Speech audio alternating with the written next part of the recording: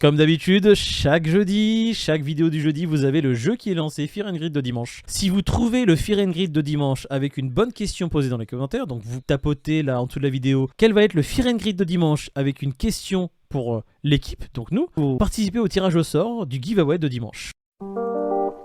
Faire Ripple un retournement, un rebondissement, une énième nouvelle qu'on va vous annoncer sur Ripple. SEC veut faire un deal secret avec Ripple. Si vous voulez savoir de quoi il s'agit, quel est le deal secret, moi ça m'a un peu surpris et je trouve ça aussi intéressant. Ensuite, après Ripple, on va parler des deux en même temps, Alameda Research et FTX et Sam Bankman, les trois liés. Donc la sortie de Sam Bankman, il s'est passé quelque chose sur Alameda Research, juste quelques heures après, on va vous dire dans le détail ce qui s'est passé, c'est assez étrange aussi.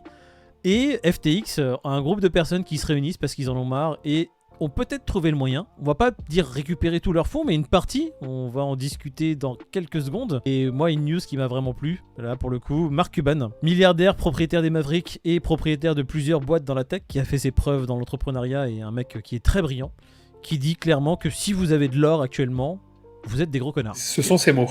Qu'est-ce que ça t'inspire comme, comme petit commentaire? Moi, Mark Cuban, je l'aime bien. Bon, attends 2 secondes. Déjà d'une question, David. Les yeux dans les yeux. Est-ce que t'es un connard? Alors, j'ai pas regardé le Fear and Greed, donc déjà, je suis pas un tricheur. Non. Est-ce que tu as de l'or? Non? Un petit peu. Ah, bah tu es un gros connard. Désolé, David.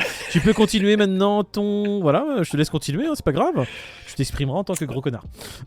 Donc ouais, je disais, moi, Mark Cuban, j'ai une petite affection pour lui parce que ça a été l'un des premiers, c'est toi qui nous en as parlé, qui a vanté le Dogecoin, tu vois. Ah, et disons que ça a été un biais de confirmation pour qu'on en achète quand il était vraiment au ras des pâquerettes. Donc voilà, maintenant, bon, il est assez grossier quand il dit ça, mais je suis pas loin de le rejoindre dans le sens où vraiment il place le Bitcoin au-dessus de l'or en termes de valeur refuge. Et c'est vrai qu'aujourd'hui, quand tu achètes de l'or, avoir de l'or physiquement, c'est une tannée. Et pour stocker ton or, il faut vraiment faire confiance à une entité tierce. Pour stockage, alors si tu veux le stocker toi-même, déjà, les lingots, les mettre quelque part chez toi, c'est un peu compliqué. Si les gens commencent à savoir que tu stockes de l'or chez toi, donc tu vas devenir une cible prioritaire. Et comme tu le dis, c'est un peu comme tout. Si tu veux le stocker, c'est chez une entité tierce, donc une grosse banque qui a des coffres, etc.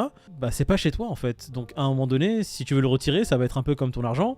Tu vas devoir montrer patte blanche, ou quand tu vas avoir accès à ton coffre spécial dans n'importe quelle institution, tu vas devoir signer un ledger, savoir que tu es passé à telle date, ouvrir ce coffre, tout sera noté en fait. Ça sera pas anonymisé. C'est ça qui m'embête moi. C'est ça, et puis bon, il est assez folklorique comme personne, tu vois, mais le truc c'est quand tu vois les investissements de Bank of America, etc., en fait, leur manière d'investir dans le Bitcoin est plus ou moins similaire à leur manière d'investir dans l'or, tu vois. Et du coup, il y a une corrélation qui peut être faite en tant que valeur refuge. Je dis pas que Bitcoin c'est mieux ou moins bien que l'or, mais c'est en train de montrer que ça le devient, quoi. Ouais.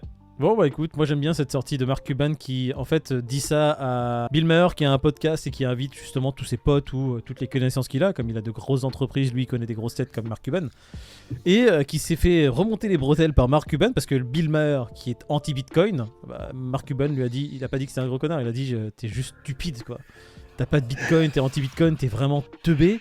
T'as de l'or, d'accord, mais comment tu le stockes? C'est toi qui tu l'as entre tes mains, ton or? Non, moi mon Bitcoin, j'ai entre mes mains. Tu vois, c'était un peu ça l'argument.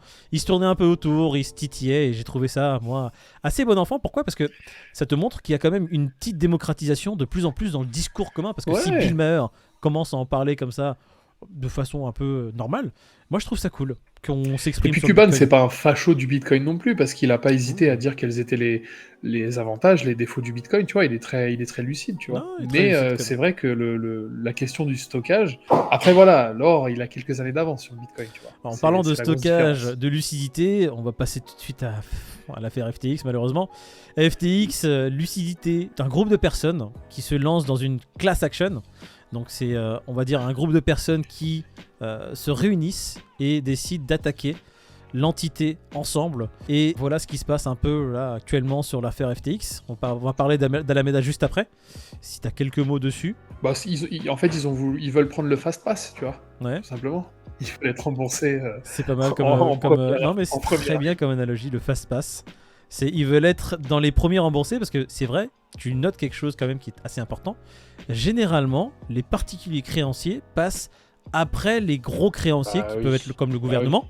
c'est d'abord le gouvernement qui prend sa part, après les grosses entreprises qui ont des contrats privilégiés ou des clauses privilégiées dans leurs contrats quand ils font ça avec FTX par exemple, qui peuvent passer avant les particuliers, et les particuliers se partagent les restes.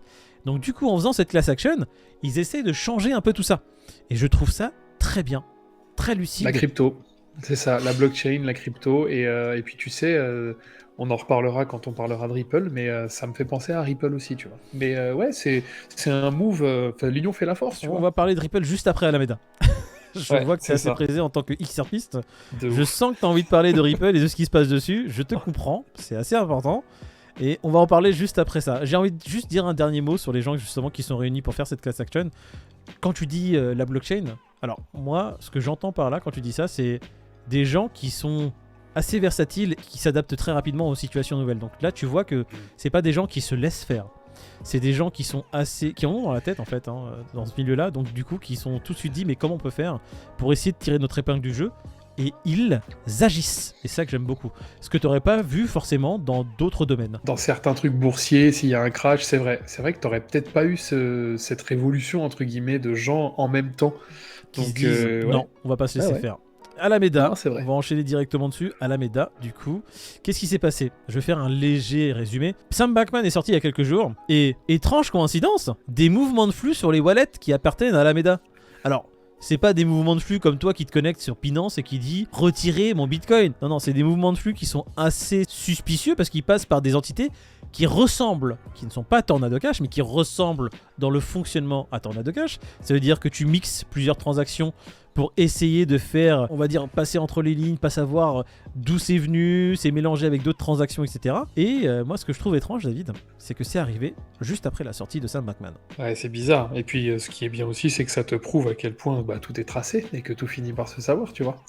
Donc, tu sais, cette affaire-là, FTX, Alameda, etc., j'ai l'impression que ça va faire la même chose que Luna. C'est-à-dire que chaque semaine, il va y avoir des trucs. Et je pense qu'on n'a pas fini d'apprendre des trucs. Genre vraiment, parce que là, c'est deux gros poissons, tu vois. FTX et Alameda, c'est... Voilà. Je me demande même si c'est pas plus gros que Luna, en vrai. Donc, ouais, t'as Bankman qui empruntait des tonnes à Alameda pour pouvoir acheter des actions chez Robinhood, etc. C'est une espèce de triangulation vraiment bizarre. Donc, franchement, affaire à suivre. Et j'ai hâte de connaître la suite. Écoute, toutes les semaines, on est assez surpris. Tu te dis que le mec, il est allé en prison. Déjà, il sort de son procès et de prison, entre guillemets, en payant une amende, enfin un bail de 255 millions de dollars en mettant juste 5 millions en collatéral. Donc rien n'a été payé, juste un document qui a été signé. Déjà, incroyable. Il a fait un prêt de DeFi, en fait. Voilà, c'est un prêt levier x 1000, frérot. Il a mis 5 millions, t'as l'impression, il a mis 5 centimes, 2 cacahuètes et 3 sneakers pour lever 255 millions. Et il a dit, si je me barre, vous pouvez récupérer ces sneakers. Voilà. C'est à peu près ça.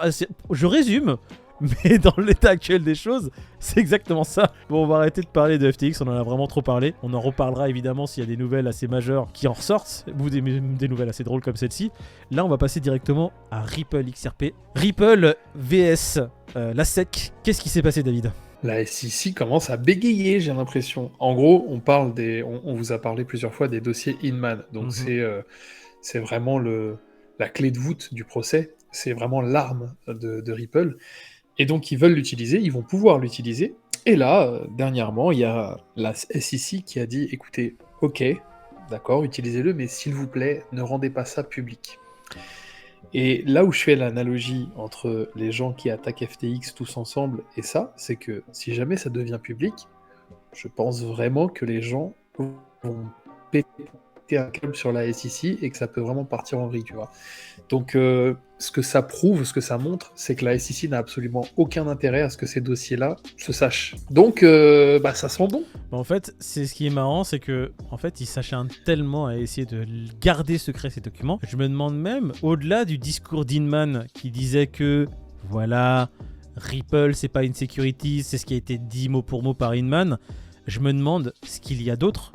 Parce que t'as l'impression qu'ils essaient tellement de couvrir ces documents que ça ne peut pas être que ça en fait. Ça peut pas être que ce discours-là qui dit Ripple c'est pas des securities. J'ai l'impression que peut-être le mec il a divagué sur toutes les autres cryptos qu'ils veulent attaquer dans l'écosystème. Peut-être, hein, ça c'est une supposition. Et qu'il a clairement dit que toutes les autres cryptos aussi c'est pas des securities. Ou qu'il a sorti un truc tellement gros que ça peut mettre, comme tu dis, la SEC dans une marmite tellement grosse qu'ils ne sauraient eux-mêmes en sortir. Parce que pour arriver devant le juge ait déposé cette motion la fin décembre, rapidement, un peu en secret, pour dire, bon les gars, Ripple, utilisez les documents, mais s'il vous plaît, gardez-les secrets. Vous avez le droit de les utiliser, mais de ne pas les révéler au public. C'est tellement mystérieux. C'est un aveu de faiblesse. Pour moi, c'est vraiment un aveu de faiblesse. Pour moi, il flippe de quelque chose, tu vois. Donc on verra bien. Ouais, bon, On attends, verra bien. bah, Et je pense que ça va fuiter de toute façon. bah, évidemment, évidemment. Les régulateurs américains en mauvaise posture, déjà, de toute façon, là, le titre est lancé. Je pense que tout le monde est dans l'expectative, en fait. Tu vois. Voilà. On attendra ça début d'année avec impatience parce que ça va être, je pense, la seule news importante majeure qu'on aura à se mettre sous la dent. Et avec notre bague, va être la première, en tout cas. essayer de flip Grave. le plus intéressant. Bon, bah, Fear and Greed, j'ai envie de te dire, est-ce que c'est nécessaire? Les prix, est-ce que c'est nécessaire? Ah, est-ce que tout est nécessaire? Est-ce que la vie, hein? Est-ce que manger c'est nécessaire? Vas-y, vas-y. Comme d'habitude, chaque jeudi, chaque vidéo du jeudi, vous avez le jeu qui est lancé, Fear and Greed de dimanche. Si vous trouvez le Fear and Greed de dimanche avec une bonne question posée dans les commentaires, donc vous tapotez là en dessous de la vidéo, quel va être le Fear and Greed de dimanche avec une question pour l'équipe, donc nous, vous participez au tirage au sort du giveaway de dimanche. Donc si vous faites partie des heureux gagnants qui ont gagné, qui ont donné le bon numéro, vous participerez au tirage au sort, sûrement pour gagner de la crypto comme d'habitude. Tous les dimanches on fait ce jeu, c'est mis en place. À vos claviers, mettez un commentaire, le Fear and Greed estimé de dimanche avec une question pour l'équipe et participez au tirage au sort pour gagner un truc. Fear and Greed de dimanche pour moi 20. T'es chaud, là il est à 28. Ah, je dirais 24. Moi je restais sur mon 20, c'est même si je suis loin de la réalité, écoute, c'est un gamble. Moi je suis à 20, toi t'es à combien? 24? 24. Écoutez les gars, et les meufs, dans le RER. Bon les amis, à vos claviers, mettez le Fear and Greed de dimanche. Si vous avez bon, vous participez au giveaway. N'oubliez pas de mettre une question. Si vous mettez pas de question, je suis un dictateur. Personne ne gagne.